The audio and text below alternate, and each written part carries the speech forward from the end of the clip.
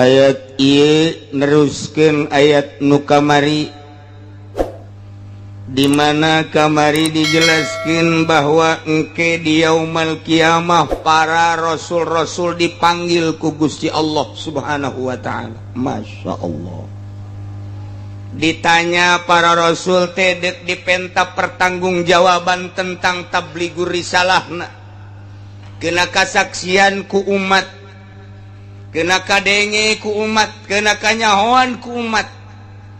Maksudna hendak mengecek mana umat nu iman ka rasulna di masing-masing zamanna jeung mana umat anu teu iman bahkan ngalawan ka rasul-rasulna. Maka rasul dipanggil ku Gusti Allah di BAP, ditanya soal nyampaikeun risalahna. Masya Allah.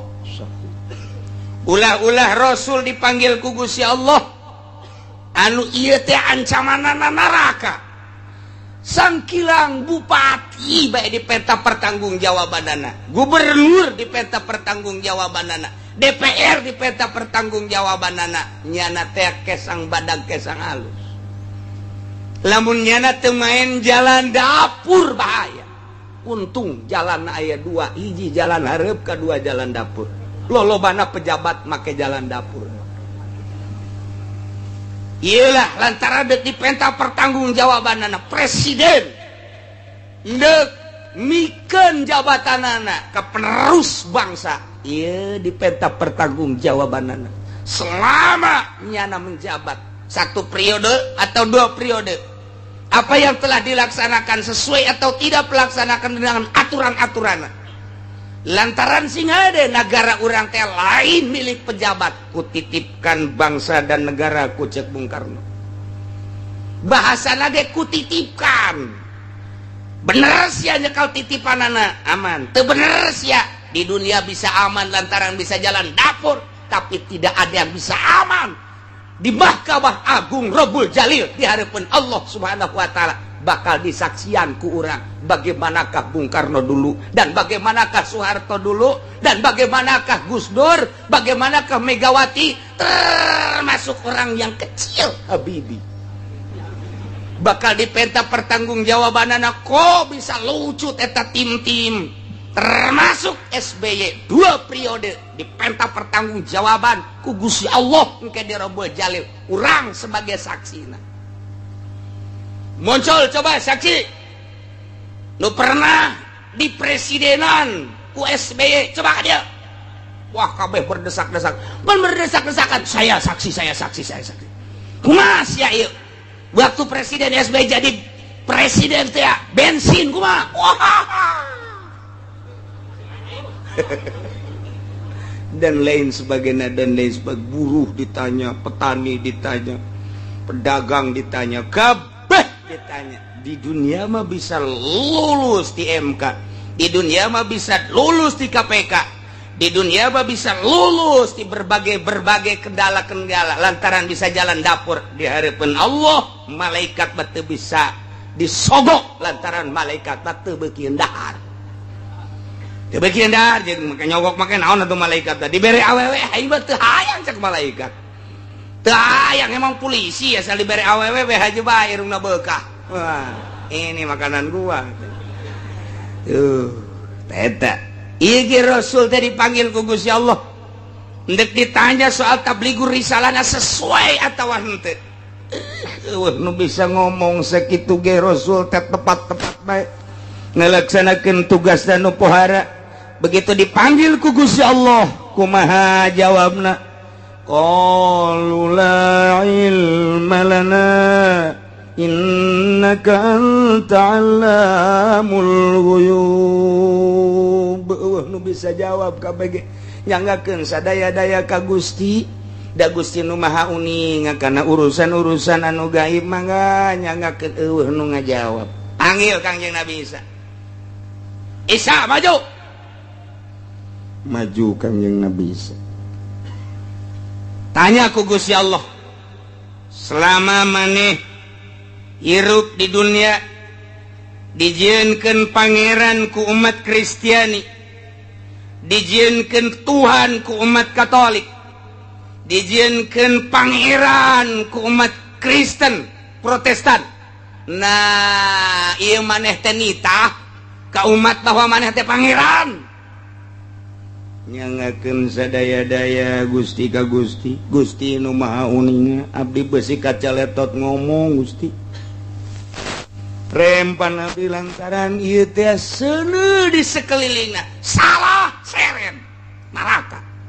Teu mamrih eta rasul, teu mamrih eta nabi, teu mamrih eta wali, teu mamrih eta kiai komo kiai sakupi. Wah, geus tah. Seren tah geus kitu. Atuh komo lurahna tah mah geus. Oh, geus tah motokodimin ka nerakana ge tah mah. Hese, geus ieu mah bahkan mah anu luar biasa ieu. Ngegeter kabeh ge neraka berhadapan jeung kenyataan ieu. Mantap Kang yang Nabi Isa ge nyarieta.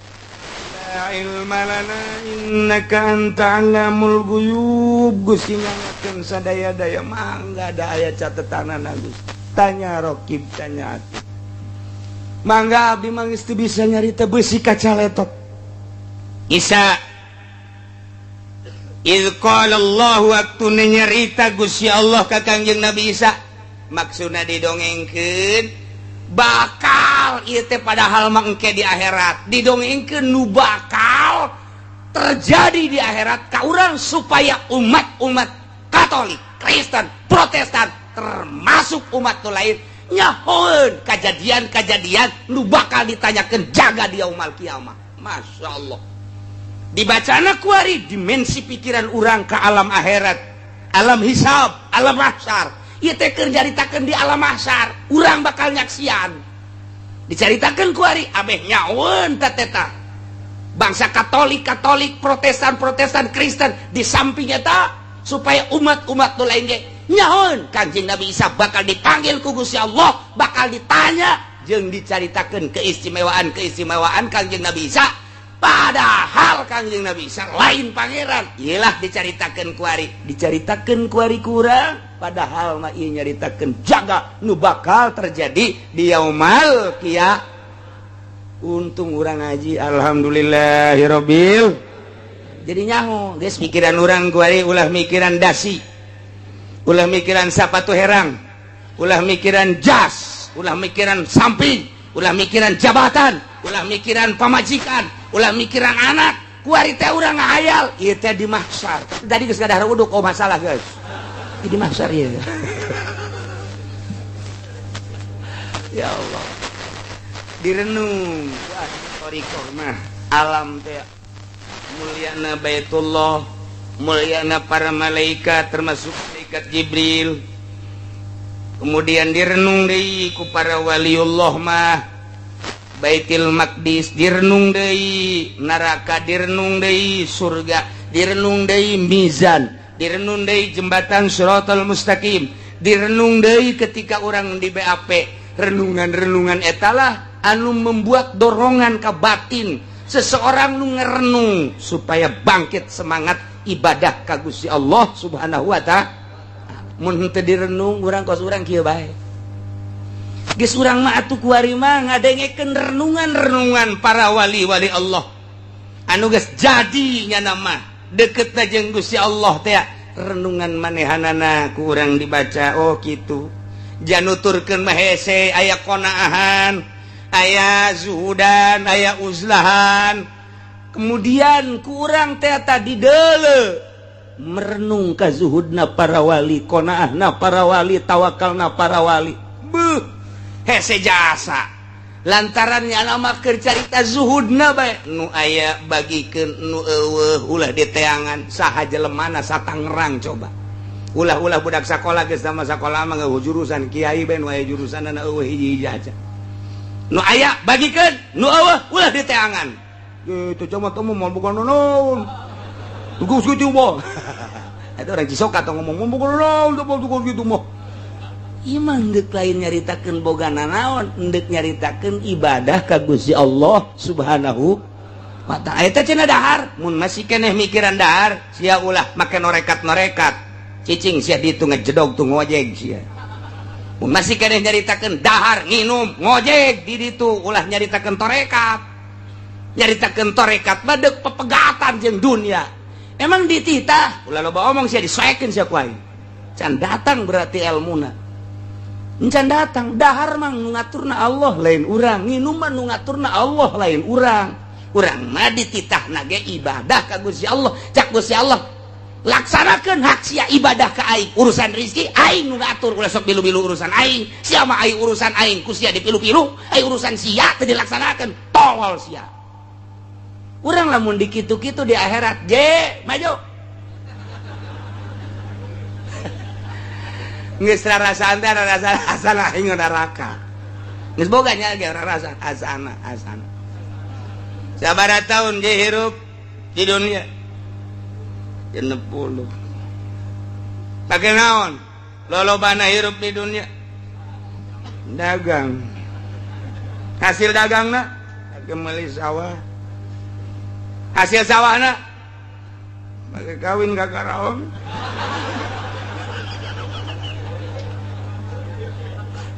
Cek malaikat wah ieu makanan gua ieu. Malik. Cek malaikat Zabaniyah, Malik. Ieu hiji ieu. Mangsa urang ya, jahanam bukakeun jahanam. Sia di dunia 60 tahun tulisan salat mah saeutik jasa ngan lebaran doang. Hah? Ieu lobana sia dagang bae, dagang pandagang mah urusanna eta mah rezeki. Urusan rezeki mah pan Gusti nu Allah nu ngatur. Cak Gusti Allah ge rezeki mah aing nu ngatur. Wa ma min dabatin fil ardi illa 'alallahi rizquha.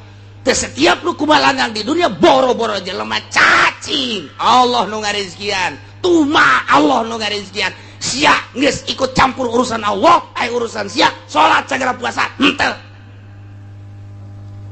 Cek Zabaniyah seret geus ulah loba omong temen geus seret diseret. Cek pemajikan ka haji dadah.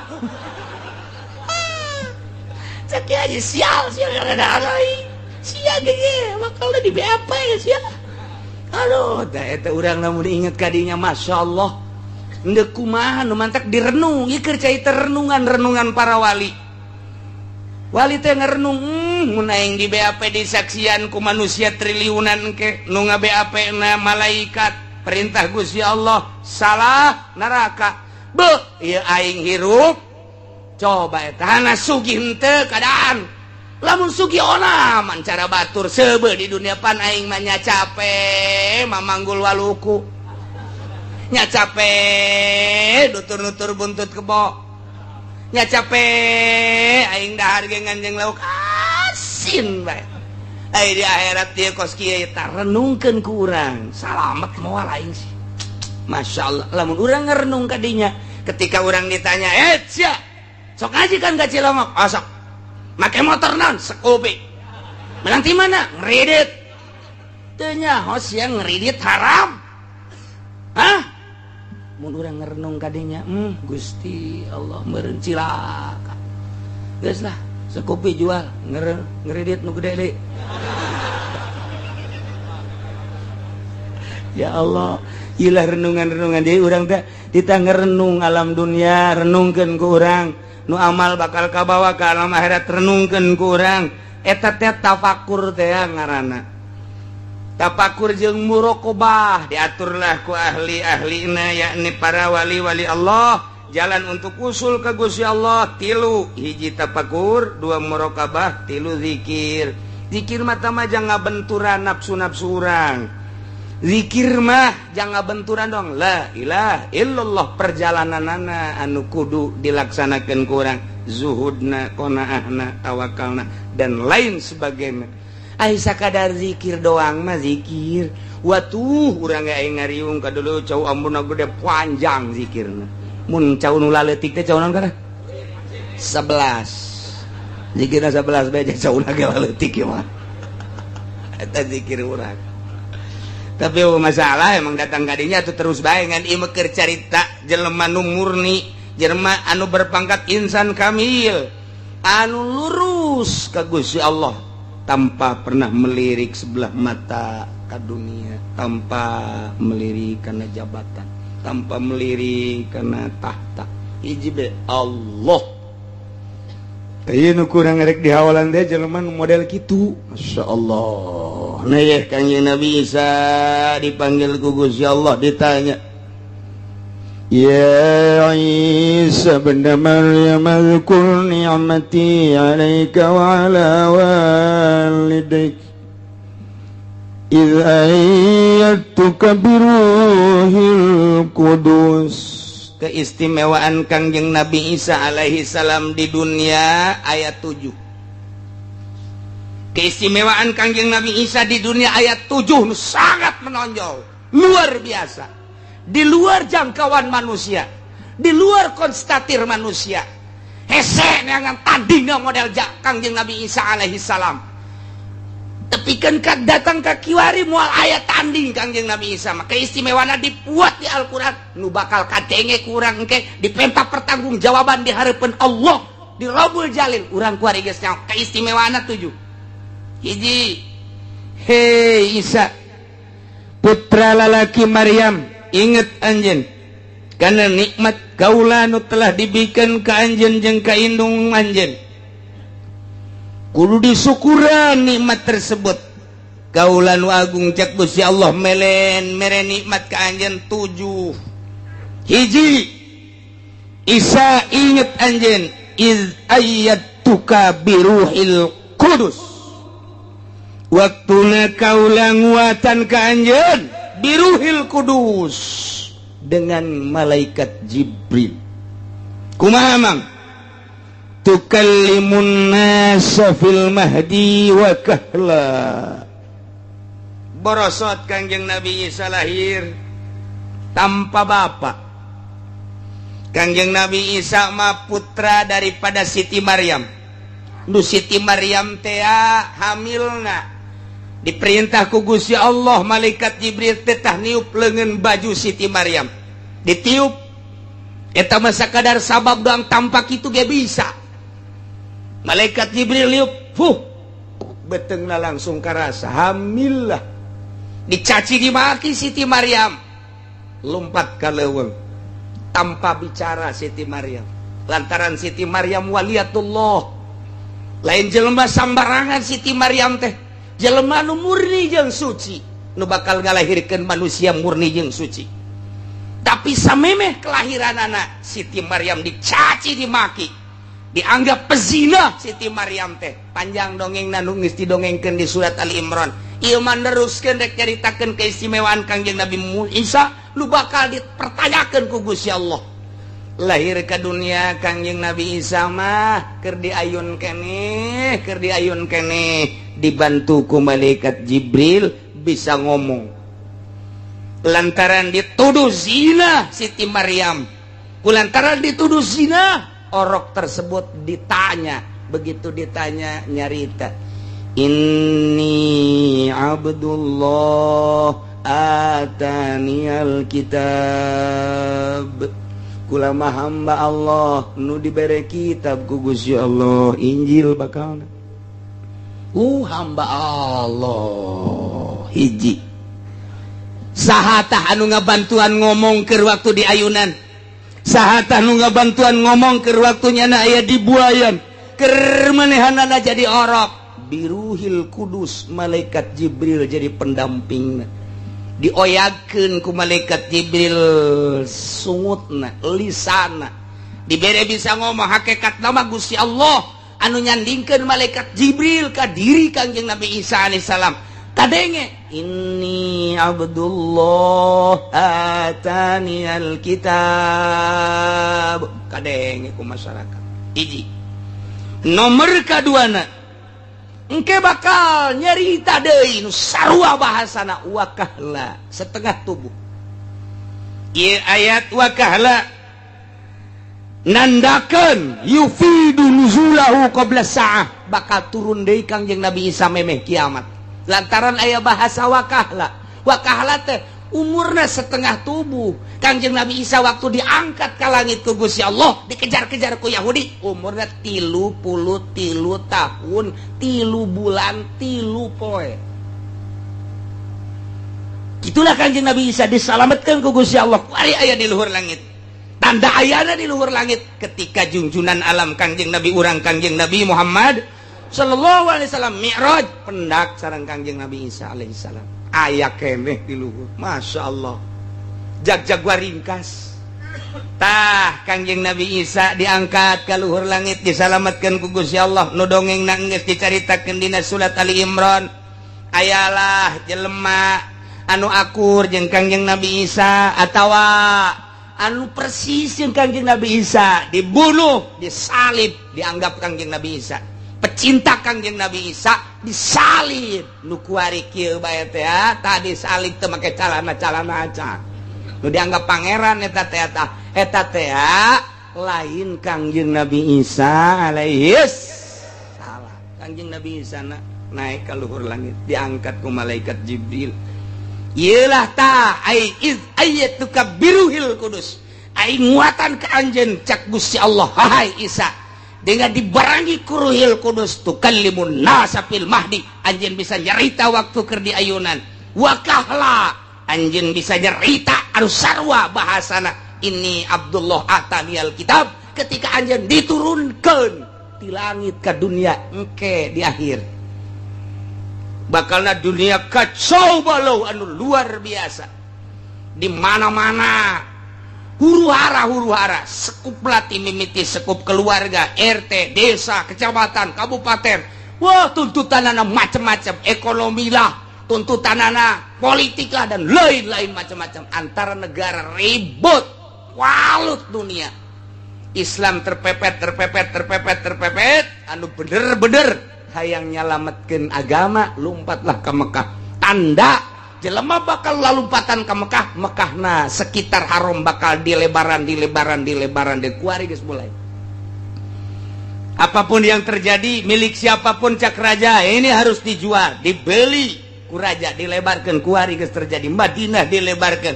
Ieu teh nama nyaho atau teu nyaho karena riwayat eta nu dijelaskeun ku Kangjeng Nabi bakal kos kitu bae. Engke di negara masing-masing, Indonesia, Malaysia, Thailand, dan berbagai negara kobo nu dareket mah di Timur Tengah, Iran, Irak, Turki, Pakistan, India, wabeh datang hatta di Eropa, Spanyol, hatta di Amerika dan lain sebagainya, datang ke Mekah nyalametkeun agama.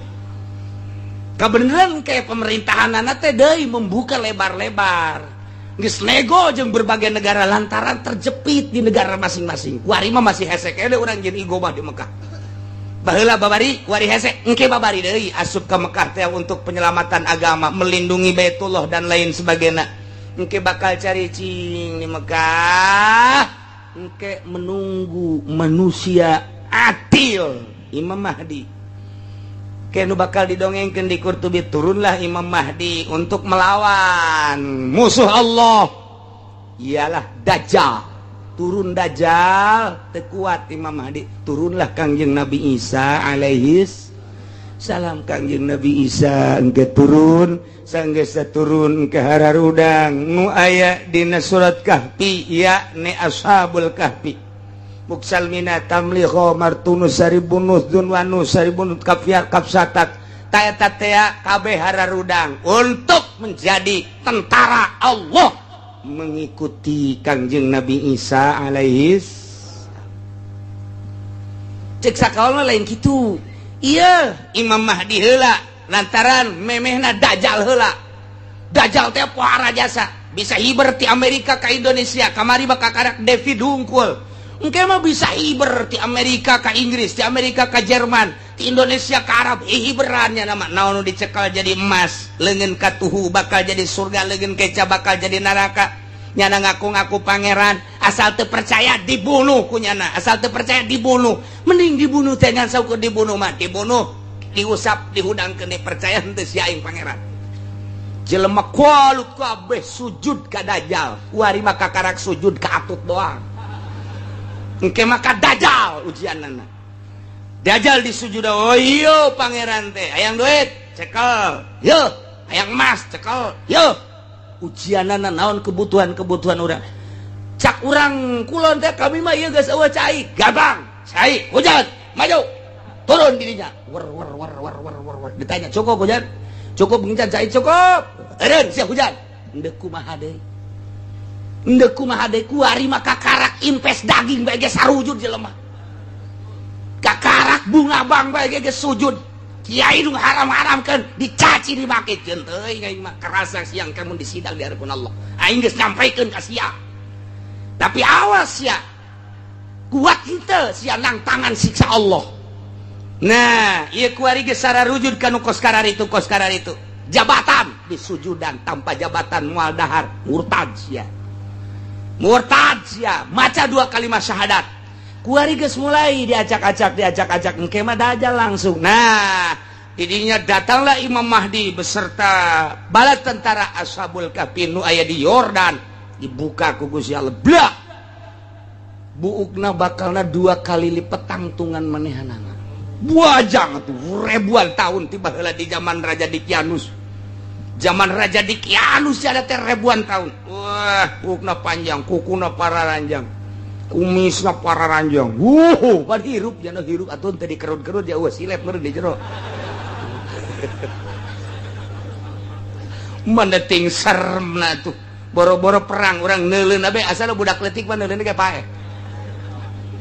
Sawan atuh boro-boro neuleun nu eta. Urang neuleun nu aya di urang bage bukna rada jabrik setik kumisna panjang matana beureum janggotna kitu. Meletot budak leutik sawan. Atuh komo ieu ribuan tahun puuk panjang. Dikucir ku cenah ka dieu. Kumis wararanjang. Yang mata puru. Nyebut kalimah la ilaha illallah. Asana kafir ge kafir. Kapaksa tak ku sieun. Kapaksa ku sieun aing meundeuk syahadat bae kunaon sieun. Melawan lah ayeuna ngajungkel. Beak geus Dajjal turunlah Ya'juj wa Ma'juj. Anu dibenteng ku Dzulqarnain nu aya dina surat Kahfi. Raja sadunia 2 Islam teh. Hiji Raja Dzulqarnain nu pernah ngabenteng laut. Nomor kedua Kangjeng Nabi Sulaiman alaihis salam. Raja kafir ge sadunia 2. Nomor kahiji Raja Namrud. Nomor kedua Firaun. Jadi sabanding bae eta. Firaun dinasti Firaun terus datang ka kuari dinasti Firaun. Datang ka kuari dinasti Firaun 1, Firaun 2, Firaun 3. Kuari ge Firaun nu kasakean lah. Melain Firaun mah tuh moal dibom Irak, melain Firaun mah moal dibom atuh kitu Libya, melain Firaun mah Firaun dinasti Firaun dilanjutkeun. Termasuk dinasti Islam ngan kedinastianana geus dikaburkeun. Diganti padahal terus bae. Nah ieu engke kakarak turun Kangjeng Nabi Isa alaihis salam. Berjuanglah Kangjeng Nabi Isa, bahkan kawin Kangjeng Nabi Isa di masa eta. Makmur dunia teh kamakmuranna geus hese dicaritakeun. Jelema syahadat kabeh, jelema Islam kabeh, jelema iman kabeh. Ieu bakal taya dalilna ke panjang dongengna deui. Ieu mah keur nyaritakeun bahwa Kangjeng Nabi Isa diturunkeun deui di langit setelah dinaikkeun umur 33 tahun. 3 bulan 3 minggu 3 poe. Turun deui nyarita nu sarua. Kok bisa sarwat itu? Ayat tukabiruhil kudus cek Gusti Allah. Aing teh geus nguatan ka anjeun melalui ruhil kudus. Jibril selalu ngabarengan anjeun. Ingat anjeun Isa. Hiji nikmati Gusti Allah eta. Nikmat kedua. Wa idza lam tukal kitab wal hikmata wat taurata wal injil. Ingat Isa, ketika maneh rada gede, begitu maneh asup ke berbagai pendidikan, anjeun eueuh nu ngawurukan tapi bisa nulis sorangan. Kanjeng Nabi Isa mah bisa nulis sorangan eueuh guruan. Begitu asup ke madrasah, guruna geus dikanyaokeun, Pak Guru nu bakal dicaritakeun poe ieu teh sekian poin anu kagetan guru jual nyahoan balik isukna kitu gede. Begitu asup deui ka majelis dicaritakeun guru poe ieu nu rek dicaritakeun teh nu rek disampaikeun ka murid anu poin kadua poin katilu cipari budak nyahoan kieu diantepkeun geus coba katilu kali ge kitu keneh Terus coba nulis bisa sorangan, dek nulis naon me, nulis bahasa Arab, nulis bahasa Suryani, nulis bahasa Latin, nulis Cina, pan hese jasa Cina mah. Cina mah hese jasa nulis. Cak urang mah sugan teh berkembang orang bahasa. Tulisan teh sugan mah kembang ros. Orang kan tulisan. Eta di dunia kekayaan Gusti Allah aya nu kos kitu. Aya deui urang mau mah teu kaharti. Orang kunyana ge teu kaharti yeuh. Tak eta teh dibantu ku malaikat Jibril sehingga nulis naon bae jana teh paham bisa ngarti. Ya Allah ya Rabbi keistimewaan Kangjeng Nabi Isa lain lalawara. Bahkan nyaon nu diayakan nu di kantong anjeun teh eta teh aya kertas tulisanna di jero anu kageteun jelema jipan bisa nyaho kitu Isa ieu. Ya Allah ya Rabbi wa iz 'allamtukal kitab. Ade mana? Di jero naon pesak anjeun kantong anjeun tah aya kertas 2 lembar tulisanna tulisan Arab bahasana nu dicaritakeun anu kageteun panjelema kageteun. Wah Isa lain sambarangan jelema cenah ieu mah ieu na wa id 'allamtukal kitaba wal hikmah jeung hikmah. Kejadian-kejadian isuk bakal nyaho Kangjeng Nabi, kejadian nu bakal terjadi isukan geus nyaho, bulan hareup geus nyaho, ka tukang dicarita-caritakeun berhikmah. Artina jujur jasa, adil jasa, pas jasa caritaanana jeung kenyataan hikmah harana. Lamun nyarita isukan hujan, tepat. Bulan hareup bakal terjadi anu, tepat jasa. Hikmah harana. Di benak hati anjeun teh tah aya terselimet ka dieu mang ka dieu kunaon di jero hati anjeun ku kula kanjong aya naon hayang kawin jeung urang Subang nya oh sia sok ngomong kanyawan Masya Allah eta teh nang Gusti Allah. Ingat Isa ketika maneh ku kaula dibere nyaho urusan tulisan nulis naon bae maneh nyaho urusan hikmah maneh nyaho bahkan wat-Taurat wal Injil kitab Taurat maneh mapan nyaho maneh nyaritakeun ka umat anjeun dina kitab Taurat diturunkeun ka kitab ka Kangjeng Nabi Musa mah eusina sakean dibacakeun ku Kangjeng Nabi Isa teu pernah belajar Kangjeng Nabi Isa tapi bisa. Masya Allah urang mah belajar datang ka kolot teu bisa-bisa datang ka kuari teh teu bisa-bisa bae geus jang ngajina nundutan bae teu bisa-bisa. Aduh, masalah sih, masalah lah cara iki suka moal ngaji atau lo sih moal ngaji beki bodoh atuh sia sakitu ge ngaji bodoh komo teu ngaji anggeus sana tuh. Waz-Zabur jeung kitab Zabur nu diturunkeun ka Kangjeng wa Taurat wal Injil berikut Zabur ge nyahoun diturunkeun ka Kangjeng Nabi Daud komo Injil mah nu diturunkeun langsung ka Kangjeng Nabi Isa alaihis gidog kabeh jelema di saat eta angkat topi kabeh ka Kangjeng Nabi Isa bingung kabeh menghadapi Kangjeng Nabi Isa lantaran keistimewaan pohara leutik keur di ayunan bisa ngomong engke ngan engke mah engke bakalna geus jang urang mah nu caritakeun di yaumul kiamah ketika Kangjeng Nabi Isa diturunkeun engke encan engke di zaman mantes zaman Imam Mahdi encan kalaksanakeun ieu wakah lama nomor kaduana Kangjeng Nabi Isa bisa nulis berbagai bahasa tulisan bisa nomor katiluna nyahuun karena isi kandungan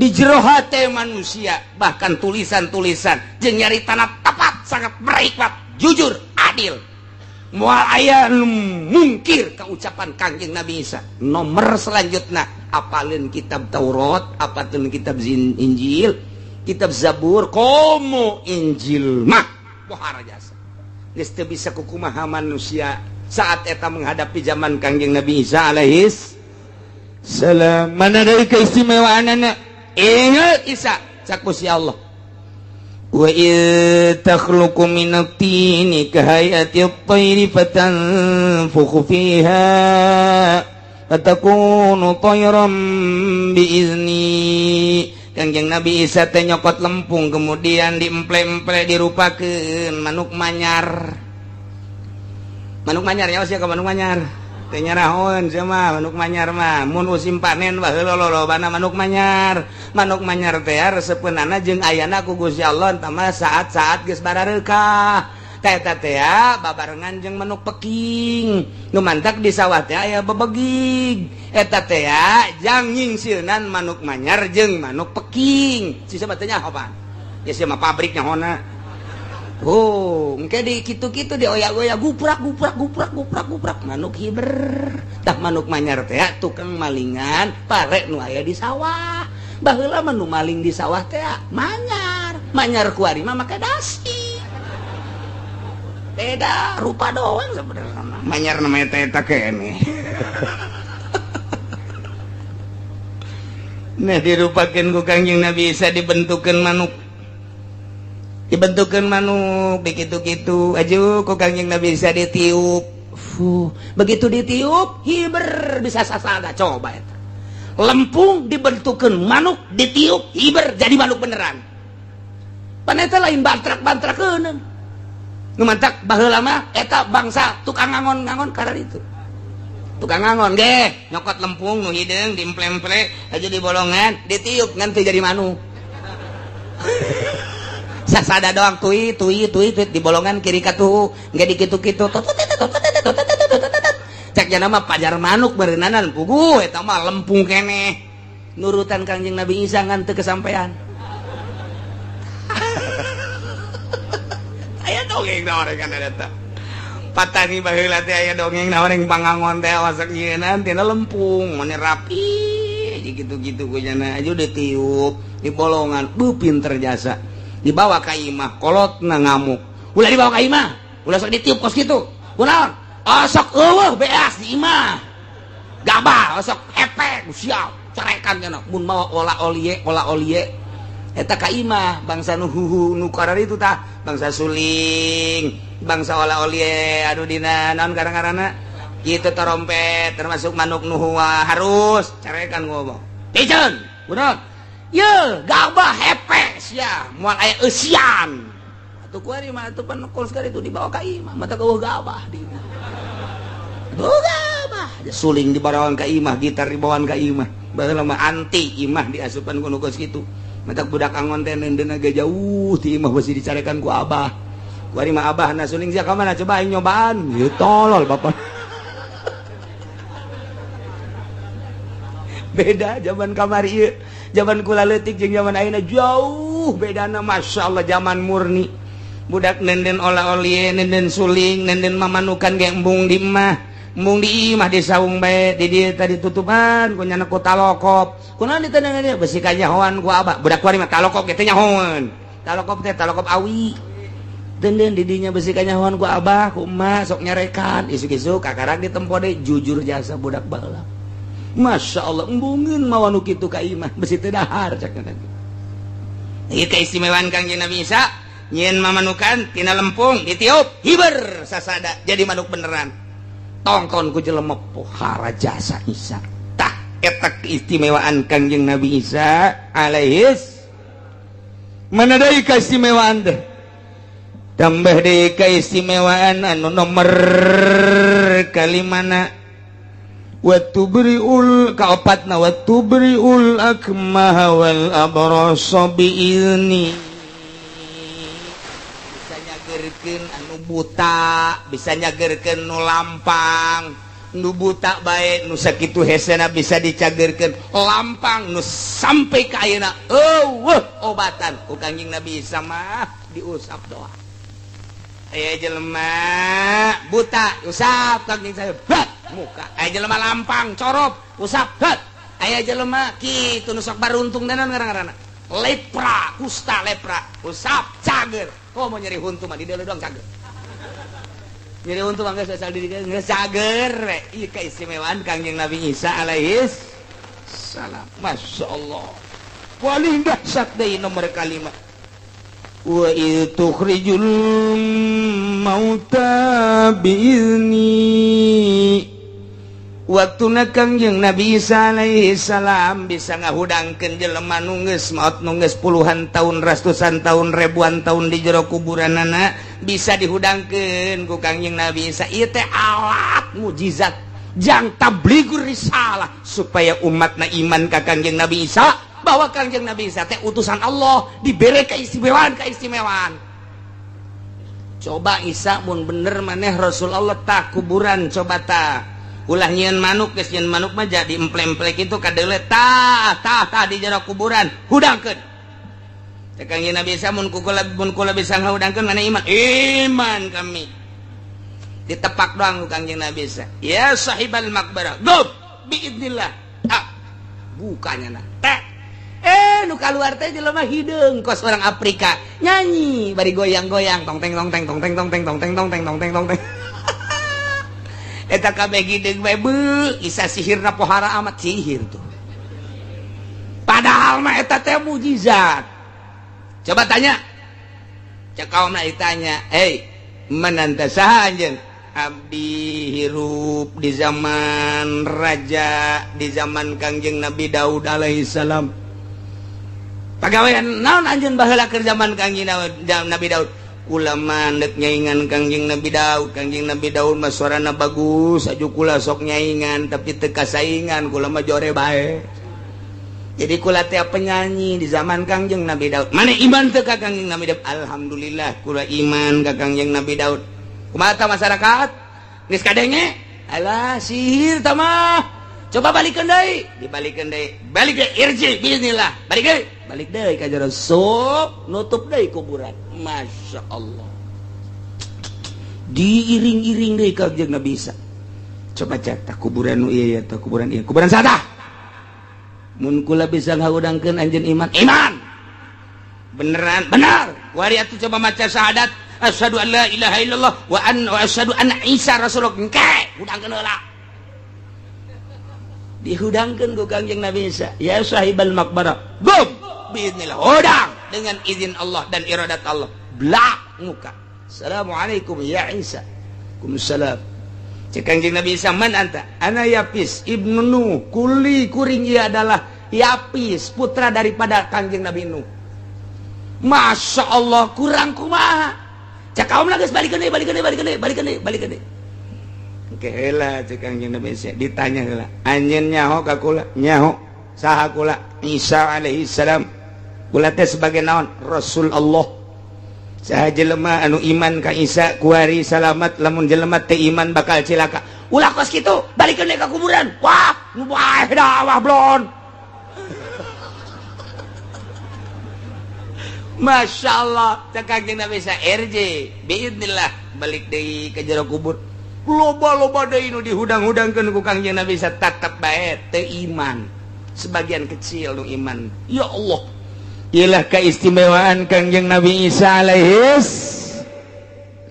Wa idz kafaftu bani Israil anka idz jitahum bil bayinat. Ingat Isa, anjeun waktu dikejar-kejar ku Yahudi ketika anjeun nyampaikeun dakwah. Ketika anjeun nampikeun risalah titah ngimankeun ka aing cak Gusti Allah itu di akhirat maneh teh titah nauhidkeun ka aing jeung titah percaya ka anjeun bahwa anjeun teh sebagai rasul aing. Kemudian anjeun ngaluarkeun berbagai mukjizat-mukjizat ti aing. Tapi geuning umat-umat Yahudi mah tetep bae mempertahankeun gede huluna. Tidak iman ka anjeun bahwa anjeun teh sebagai utusan aing. Endahan dikejar-kejar anjeun teh. Pan anjeun teh dikejar-kejar. Begitu deuk beunang pan anjeun diangkat ka luhur langit. Aing pan eta cek Gusti Allah nu nahan ti kejaran Bani Israil. Yahudi nu rek ngabunuh anjeun. Ingat iz kafaftu ketika aing nahan Bani Israil ka Bani Israil anka terhadap anjeun. Hina amu bikotlika ketika eta Bani Israel dek ngebunuh anjeun. Ijitahum bil bayinat ketika anjeun menyampaikan risalah ka manehanana dengan berbagai mukjizat. Faqala alladziina kafaru, kumaha cek jelema-jelema nu kafir? Faqala alladziina kafaru minhum in hadza illa sihrun mubin. Yahudi nu kafir kana karasulan Kangjeng Nabi Isa ngomong nage inti aya hadza anu ku anjeun disampaikan berbagai mukjizat ieu mah teu aya naon illa sihrum mubin, sihir ieu mah Isa. Dina hadis dina ayat lain mah dicaritakeun illa sahirum mubin. Ai sahirun mah isim fa'il. Ai isim fa'il mah berarti ka Kangjeng Nabi Isa na anjeun mah pasihir. Isa teu percaya ka Kangjeng Nabi Isa alaihis keistimewaan luar biasa Kangjeng Nabi Isa. Hiji deui wa idz auhaitu ilal hawariyina an aminu bi wa bi rasuli. Ingat anjeun Isa ketika kaula ngawahyuan ka kaum hawariyin maksudna mere ilham amartuhum ala lisanihi aing marenta ka kaum hawariyin atas lisan Kangjeng Nabi Isa supaya minubi wa bi rasuli ariman anjeun ka kaula ya ne ka Gusti Allah jeung ka Rasul kaula dibere ilham qalu ngucapna kaum hawariyin teh kumaha amanna washhad bi annana muslimun. Kaum hawariyin teh pengikut-pengikut Kangjeng Nabi Isa, ashabu Isa wa khawasu pengikut Kangjeng Nabi Isa anu kuat imanna ka Kangjeng Nabi Isa alaihi salam, anu dibere kaleuwihan kaistimewaan terus tutur-nutur Kangjeng Nabi Isa iman dibere ilham. Ketika kita iman ka Gusti Allah jeung ka Kangjeng Nabi Isa nyana ngomongna amanna kami iman ka Kangjeng Nabi Isa, iman ka Gusti Allah, iman ka Kangjeng Nabi Isa alaihi salam. Kemudian wasad saksian ku anjeun Isa bi annana muslimun, kami mah jelema nu muslim iman ka anjeun, iman ka Gusti Allah jeung iman ka anjeun. Saeutik kaum hawariyin teh nu ngabantu kana kalangsungan dakwah Kangjeng Nabi Isa alaihis. Kumaha eta cek kaum Nasrani dulur kebehan. Ingat tiba heula datang ka kiwari asana zaman mencatat eueuh duana manusia model Isa. Oro keneh bisa ngomong lahir suci ti wanita suci Maryam alaihissalam barijeng tanpa bapa, kesucianan nu luar biasa. Kanyahona mulai ditulisan berbagai tulisan jeung rahasia-rahasia hikmah Injil, Taurat, Zabur nyaweun moal aya tanding manusia model Isa. Kemudian nyana bisa nyieun hewan, bisa ngahudangkeun jelema nu parareh ratusan tahun, ribuan tahun. Bahkan keistimewaan anaknya bisa hiber, bisa nyiples, guys. Setelah Isa tidak ada, sekarang kita nobatkan rame-rame bahwa Isa adalah bukan manusia, tapi Isa adalah Tuhan. Setuju? Cak kaumna setuju. Ulah letik-letik atuh saya setuju na. Nu gede. Dengan keistimewaan Isa, mulai dari kelahiranana sampai kanyana dakwahna istimewa moal aya tanding ti baheula, dan sejarah mencatat sampai kiamat pun tidak akan ada bandingannya Isa alaihi salam. Kita nobatkan Isa sebagai Tuhan. Setuju? Setuju. Maknya pangeran dinobatkeun ku manusia. Otak pikir. Aing memeh Isa pangeran saha? Maknya manusia, Isa manusia dilahirkan hanya jadi pangeran. Teu kaharti. Ayatna yeuh saking keistimewaanana bisa ngahirupkeun nu paeh, bisa nyieun manuk dihirupkeun dan lain-lain sebagainya hikmah nu geus nu encan bisa kanyawan ku Kangjeng Nabi Isa. Ja nu kieu mah adalah pangeran. Kita nobatkan Isa adalah Tuhan. Pembantu Isa Rohil Kudus Tuhan. Pencipta alam Tuhan Allah Tuhan. Tiga Tuhan, Tuhan Allah, Rohul Kudus Jibril dan Isa. Tiga menjadi satu, Tritunggal. Tiga tunggal satu, tiga jadi satu. Itu adalah Tuhan. Kuari diganti 3 in 1. sampo.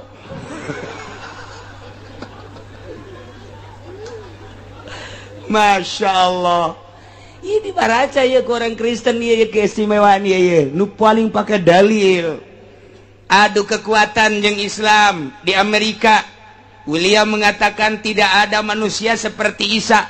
Sebab mana manusia yang bisa membangunkan orang yang telah mati. Padahal Tuan Syekh Abdul Qadir leuwih dahsyat tibatan Kangjeng Nabi Isa. Lamun Kangjeng Nabi Isa mah ngahudangkeun jelema, gum biiznillah. Kang Syekh Tuan Syekh Abdul Qadir mah lain kitu, gum biizni. Tandingan ku sia. Tuan Syekh Abdul Qadir, Kangjeng Nabi Isa mah gum biiznillah, hudang dengan izin Allah. Tuan Syekh Abdul Qadir mah aing mah moal make biiznillah, biizni aing mah. Gum biizni, hudang coba eta. Jang nandingan Kangjeng Nabi Isa besi dianggap Tuhan Allah nyiptakeun Tuan Syekh Abdul Qadir. Nu matak di break up teu meunang.